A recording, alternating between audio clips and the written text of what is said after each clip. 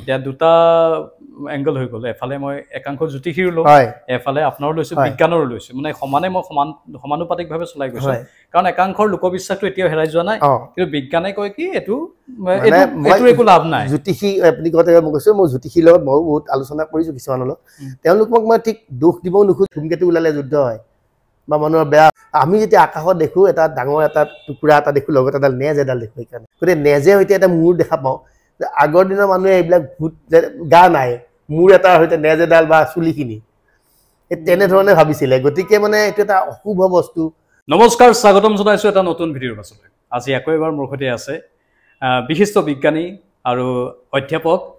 Doctor Kishore Kumar Barua ডাঙৰীয়া স্বাগতম জনাইছোঁ নমস্কাৰ নমস্কাৰ ছাৰ আকৌ বহুত দিনৰ পিছত লগ পাইছোঁ বহুত দিনৰ মূৰত আৰু ছাৰৰ কথাটো মই আগতেও বহুতবাৰ কৈছোঁ আপোনালোকে জানেই ছাৰক সকলোৱে চিনিয়ে পায় এতিয়া ছাৰ এতিয়া প্ৰশ্ন কেইটামান আপোনাৰ সৈতে মই আলোচনা কৰিছিলোঁ তাৰে কেইটামান কিয়দাংশ মই আপোনালোকৰ সৈতে আলোচনা কৰিবলৈ আনিছোঁ আমি কেইবাটাও এপিছডত ভাগ কৰি পেলাই আমাৰ ভিডিঅ'বোৰ দিম আজি প্ৰথমটো এপিছডত আমি অলপ আলোচনা কৰিব বিচাৰিছোঁ এই গ্ৰহ নক্ষত্ৰৰ কথা মই মাজতে খুব আঙুঠি পিন্ধিছিলোঁ আপুনি নিজেও দেখিছিল এতিয়া সদায় নিপিন্ধো কেতিয়াবা পিন্ধো আজি খুলি ৰাখিছোঁ আপোনাৰ সৈতে কথা পাতিম বুলি অহাৰ কাৰণে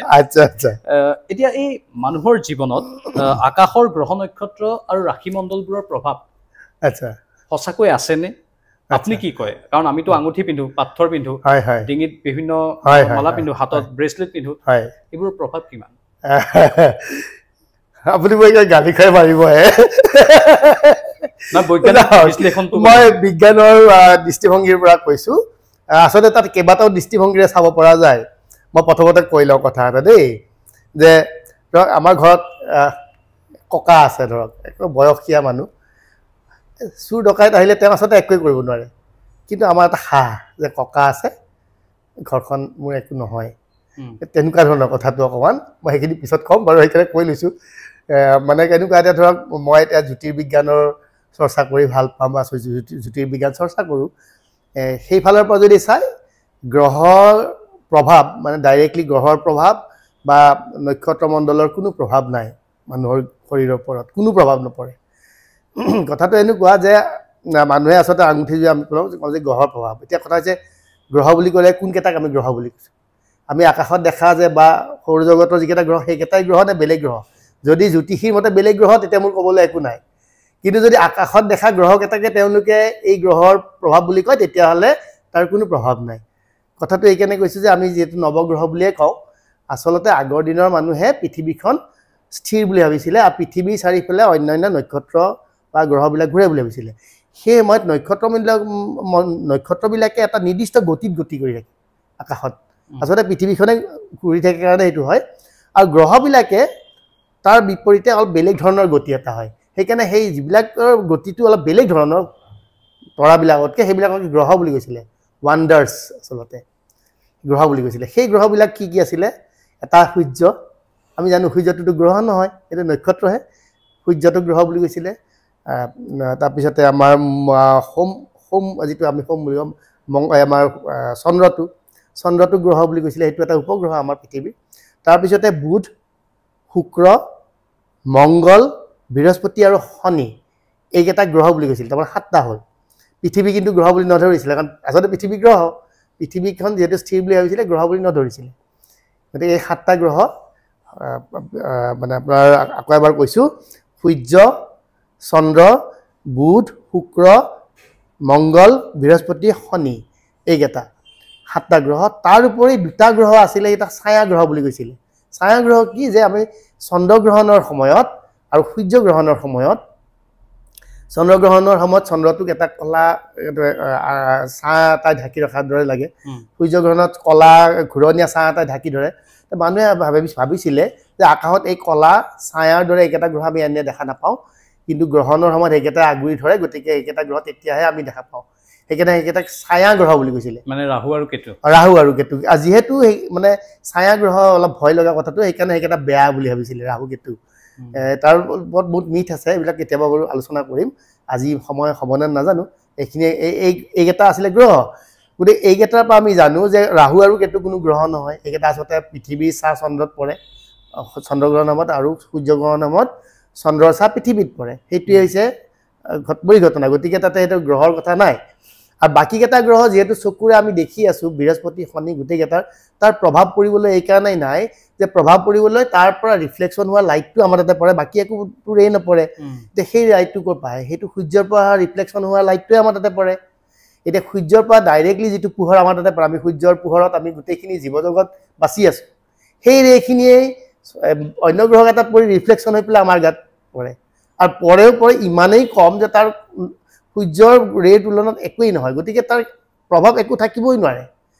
হোৱাৰ কোনো পচিবিলিটিই নাই আচলতে কিন্তু আগৰ দিনৰ মানুহে নাজানিছিলে কথাবিলাক মানে কিছুমান ৰিলেশ্যন আছে তাৰ লগত আচলতে তেওঁলোকে ধৰক শনি গ্ৰহটো আৰু মংগল গ্ৰহটো খুব ৰঙচুৱা দেখে আকাশত গতিকে তেওঁলোকে সেইকেইটাক যুদ্ধৰ লগত ৰিজাইছিলে যুদ্ধ বৃহস্পতি গ্ৰহটো খুব উজ্জ্বলকৈ দেখি গতিকে বৃহস্পতি গ্ৰহটো ভাল গুৰু বুলি কয় শুক্ৰ গ্ৰহটো ভাল বুলি কয় শুক্ৰ গ্ৰহটো খুব উজ্জ্বলকৈ দেখে সেনেকুৱা ৰঙৰ ওপৰত তুলনা কৰি কথাবিলাক কৈছিলে তেতিয়াৰ দিনৰ কথা তেনেকৈ ভাবিছিলে কেনে কৈছিলে কিন্তু এতিয়াও সেইবিলাক যদি আমি মানি পেলাই চলি যাওঁ তেতিয়া কি হ'ব আপুনি বৈজ্ঞানিক দৃষ্টিভংগীৰ পৰা বহুত আঁতৰি যাব গতিকে বিজ্ঞানৰ কথাখিনি আপুনি আচলতে মানে কথাখিনি ভুলকৈ বুজা হ'ল এক নম্বৰ কথা দ্বিতীয়তে কি হ'ব চাওক ময়ো কেতিয়াও আঙুঠি পিন্ধা নাই মোৰ গ্ৰহৰ মোৰ গাটোতো পৰি আছে প্ৰভাৱ যদি পৰিছে মোৰ একো হোৱা নাই আপোনাৰ কেনেকৈ হ'ব পাৰে চিলেক্টিভ মানুহ কিছুমানৰ গাতহে পৰি পেলাই কিবা হ'ব বাকীবিলাকৰ নহ'ব সেনেকুৱা নহয় যদি হয় চবৰে হ'ব যদি নহয় কাৰো নহয় যেনেকৈ সূৰ্যৰ পোহৰত গ'লে আমাৰ UV ৰেটোৰ কাৰণে কলা পৰি যায় স্কিনখন চবৰে হয়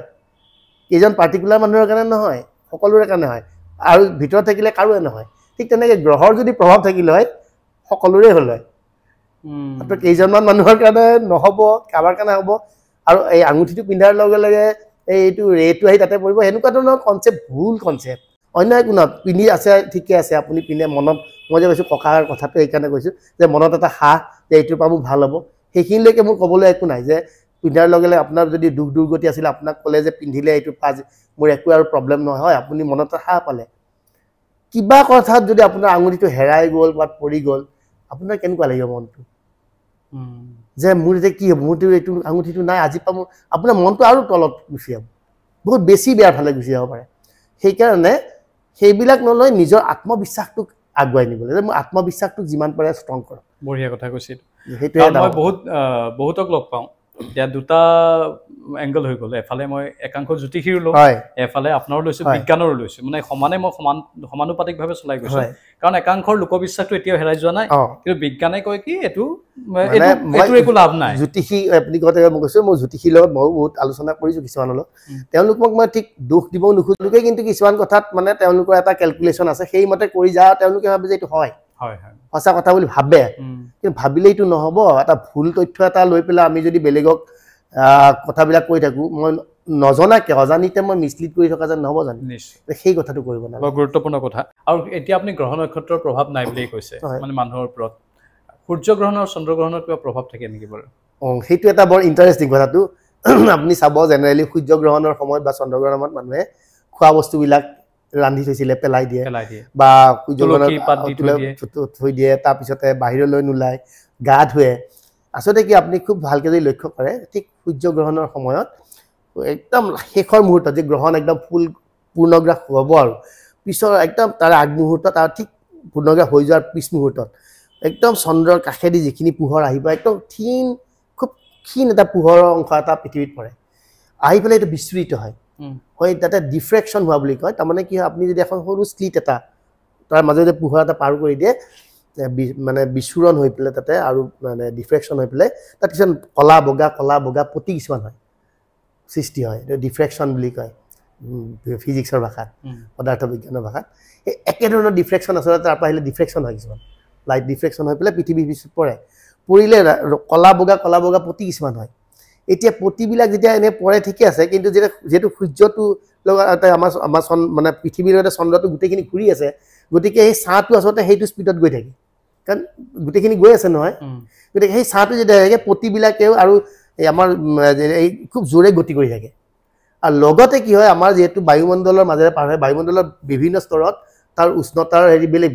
ক'ৰবাত টেম্পাৰেচাৰ বেছি ক'ৰবাত কম ক'ৰবাত বেছি কম গতিকে এই পোহৰটো বেকাতেৰা হৈ আহে আহিলে ঠিক সাপ এডালৰ ছাঁৰ দৰে বেকাতেৰা হৈ পেলাই পোহৰটো খুব জোৰে যাবলৈ ধৰে আপুনি কেতিয়াবা যদি সূৰ্যগ্ৰহণ চাব পাৰে সেইখিনি দেখা পাব মাটিত খুব জোৰে যোৱা লাগে আগৰ দিনত হৈছে কি সূৰ্যগ্ৰহণ আৰু চন্দ্ৰগ্ৰহণৰ লগত এটা মিথ এটা আছিলে যে ৰাহু আৰু কেতু সাপৰ মূৰ আৰু গা অংশটো সূৰ্যটো গিলি পেলাই, গতিকে যিহেতু মূৰ অংশটোৰ পৰা এইখিনি নাই, সূৰ্যটো আকৌ ওলাই আহে। গতিকে ভাবিছিলে এই সাপৰ ছাঁটো ইয়াতে পৰিছে আৰু গোটেই গ্ৰহণৰ মত সাপটো যিহেতু ওলালে ৰাহু কেতু, গতিকে তাৰ বিষখিনি ইয়াতে গোটেই পয়জন হৈ গ'ল নহয়। গতিকে খোৱা বস্তুবিলাক এতিয়া পেলাই দিয়া ভাল, পয়জন হ'ল, গাটো পয়জন হ'ল, কাৰণ গাত ছাঁ পৰিলে নহয়, এই গা ধুৱে, এই কামবিলাক তেনেকৈ অহা আছে। গতিকে তাৰে লগত আচলতে এইটো বৈজ্ঞানিকভাৱে কথাটো ডিফ্ৰেকশ্যন হয়, কিন্তু আগতে মানুহে সাপৰ খেলা বুলি ভাবিছিলে, সেইকাৰণে এই কথাবিলাক আহিছিলে। বুজিছোঁ। এতিয়া অন্তিম প্ৰশ্নটো হৈছে ধূমকেতুৰ আৱিৰ্ভাৱ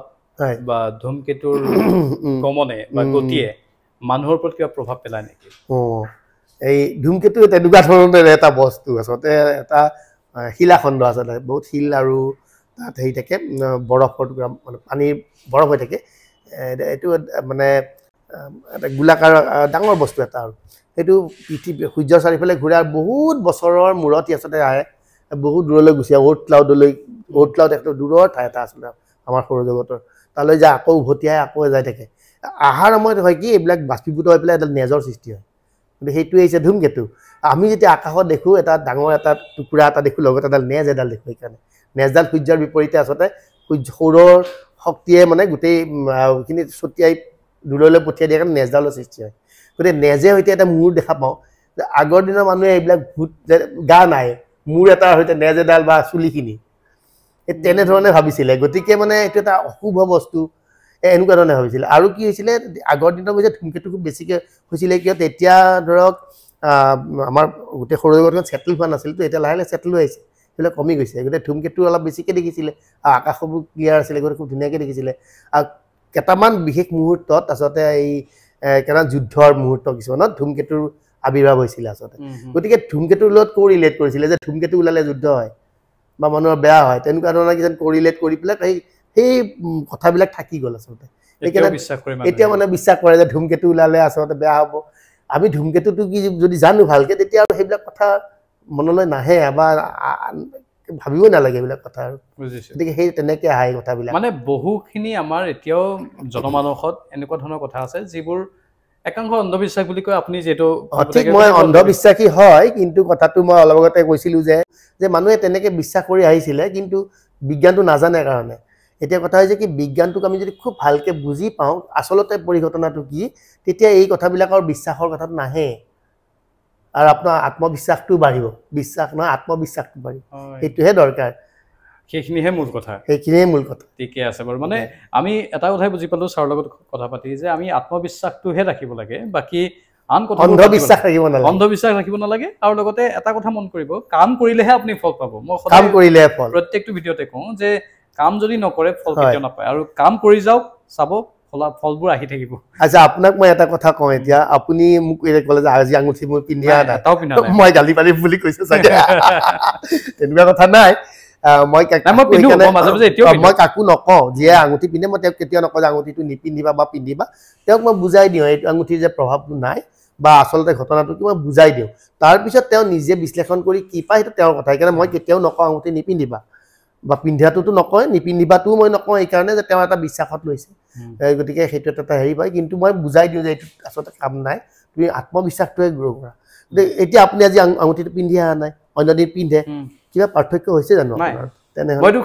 আজিকালি সঘনাই কৰোঁ, কেতিয়াবা খুলি ৰাখোঁ গোটেই আঙুঠিবোৰ, কেতিয়াবা আকৌ পিন্ধি দিওঁ। মোৰ মনটোৱে যদি কয় যে পিন্ধিব ইচ্ছা গৈছে, ইচ্ছাৰ লগত কথা, ইয়াৰ পৰা যে কিবা ফল পাম সেইটো নাপায়। লাহে লাহে দেখিব আপুনি আঙুঠি নিপিন্ধাকে আপোনাৰ যি হৈ আছিলে, আঙুঠি পিন্ধাওঁতে যি হৈছিলে নিপিন্ধাওঁতে একেই হৈছে, কিন্তু আঙুঠি নিপিন্ধিলে আপোনাৰ আত্মবিশ্বাসটো বাঢ়ি বাঢ়ি পিছত